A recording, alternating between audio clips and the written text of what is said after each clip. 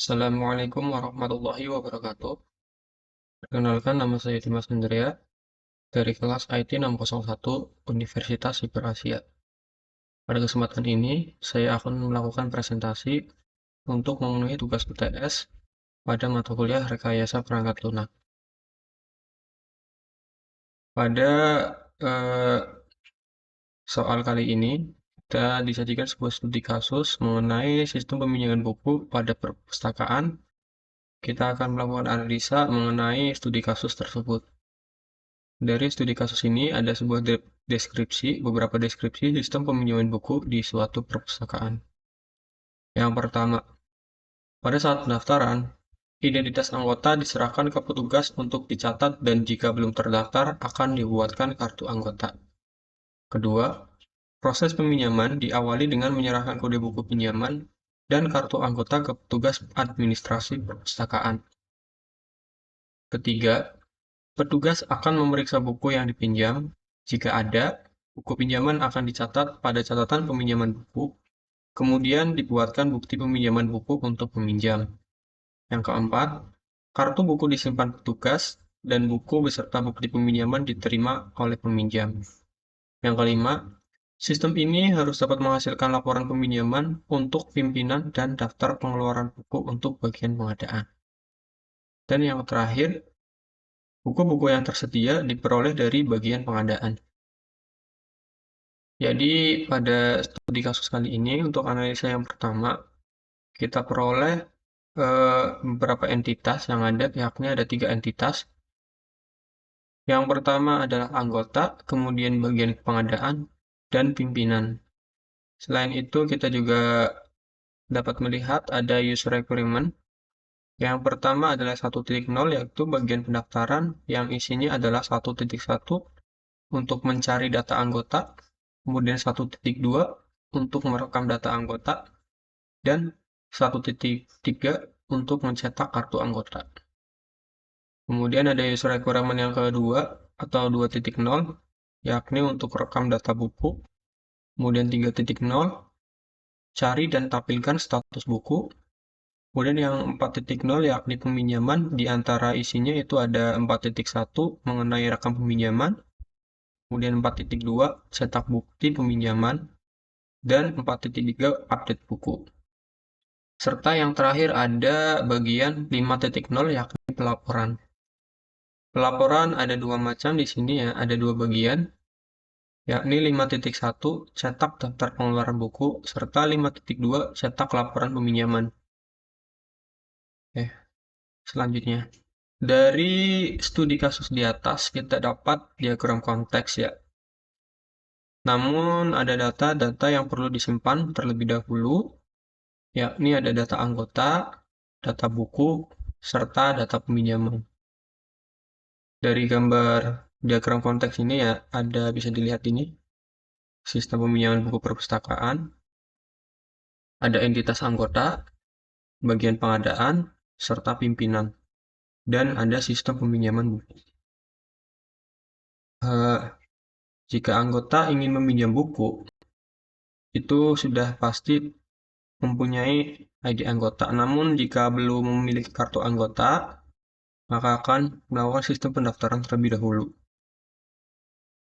Ini langkah-langkah kalau mau minjam, anggota menyerahkan ID anggotanya ke sistem, dan info status buku, kemudian bagian pengadaan akan mencari ID buku tersebut.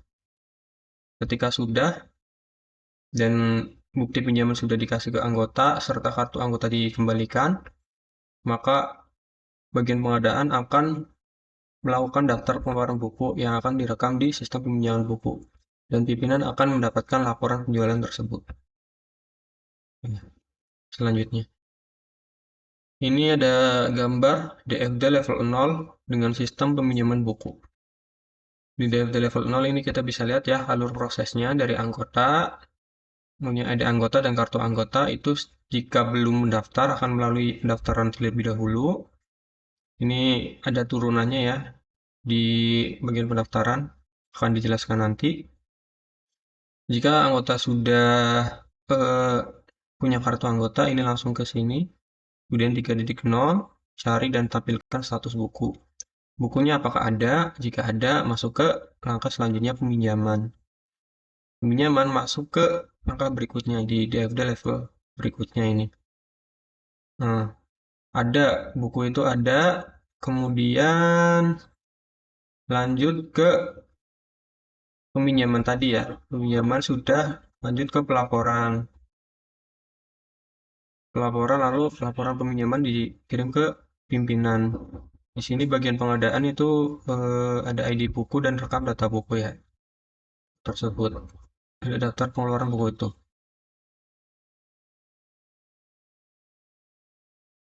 Kemudian selanjutnya ada gambar DFD level 1 proses 1.0. Ini turunannya dari 1.0 yang pendaftaran tadi. Kita bisa lihat ya, ada ID anggota. Kita cari data anggotanya dulu, apakah ada. Ketika ada, maka akan direkam data anggota dan masuk ke anggota. Jika belum, maka akan mencetak kartu anggota dan memberikan kartu anggota baru. Kemudian gambar DFT level 1 dengan proses 4.0.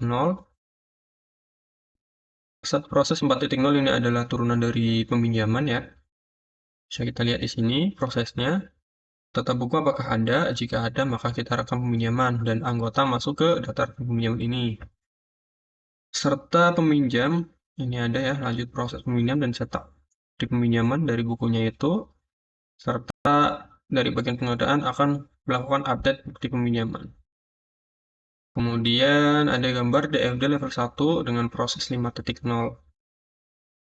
Proses 5.0 tadi ada di sini ya, di pelaporan.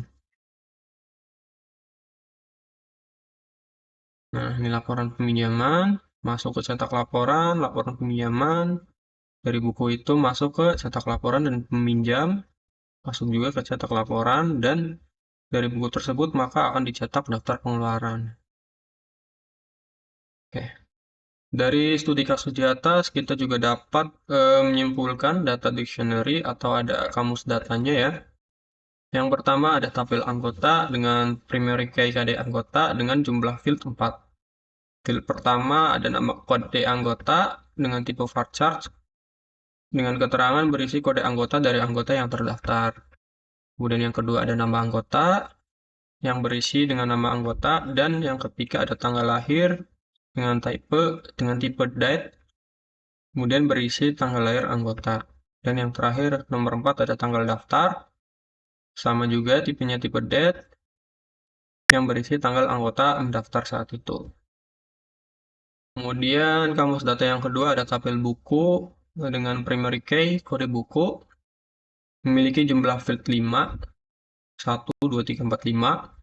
Field pertama ada kode buku menggunakan tipe varchar yang berisi kode buku dari setiap buku.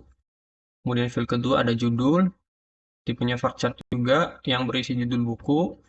Kemudian yang ketiga ada penerbit yang berisi penerbit dari buku, kemudian pengarang yang berisi pengarang yang membuat buku, serta yang terakhir ada stok, yakni stok-stok buku ya yang ada dalam perpustakaan.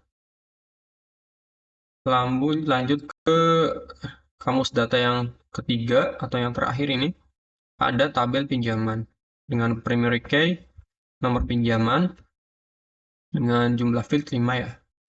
Yang pertama ada nomor pinjam, dengan tipe varchar yang berisi nomor pinjam dari buku yang dipinjam.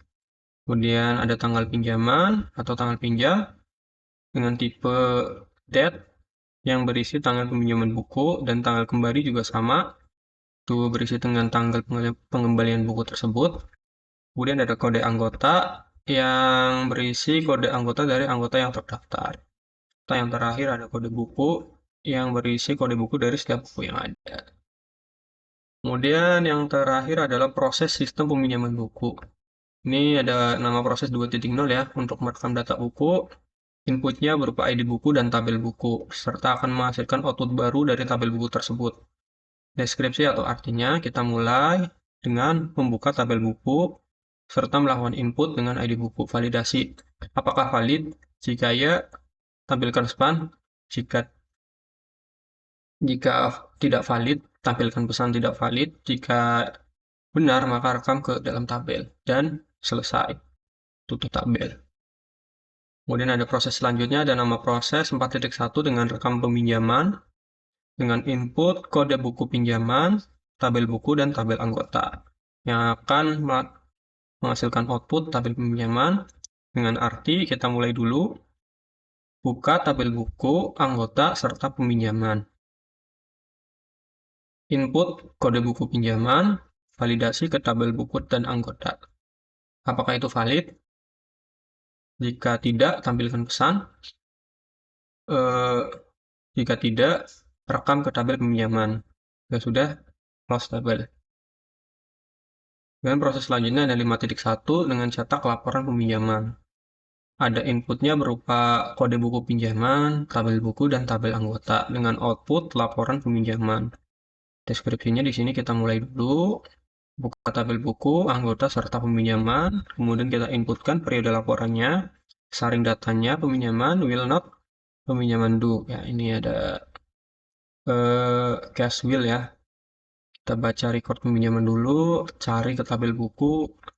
Jika sudah, simpan ke tabel temporer, tampilkan atau cetak laporan. Kemudian tutup tabel dan selesai. Kemudian ada proses selanjutnya, yakni proses 4.3 dengan update buku. Inputnya ada tabel peminjaman, tabel buku, serta output tabel buku itu sendiri. Kita mulai dulu prosesnya. Buka tabel buku dan peminjaman. Dapatkan kode buku dari peminjaman. Kemudian kita cari tabel barang. Hitung stok. Ini hitung stok kita bisa lakukan dengan cara stok dikurangi jumlah peminjam. Rekam dan update stok. Kemudian close semua tabel atau tutup semua tabel dan selesai. Kemudian ada proses juga 1.1 ini untuk mencari data anggota dengan input ID anggota dan tabel anggota. Outputnya adalah hasil pencarian. Kita mulai, buka tabel anggota, input ID anggota. Jika ID anggota sama dengan ada di tabel anggota, kemudian tampilkan data anggota. Jika nggak ada, maka akan ditampilkan data tidak ada. Dan selesai. Dan tutup tabel anggota. Itu selesai. Baik, mungkin itu saja sedikit analisa dari saya.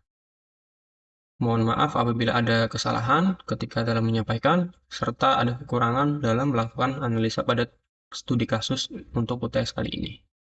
Terima kasih, saya Dimas Andrea. Wassalamualaikum warahmatullahi wabarakatuh.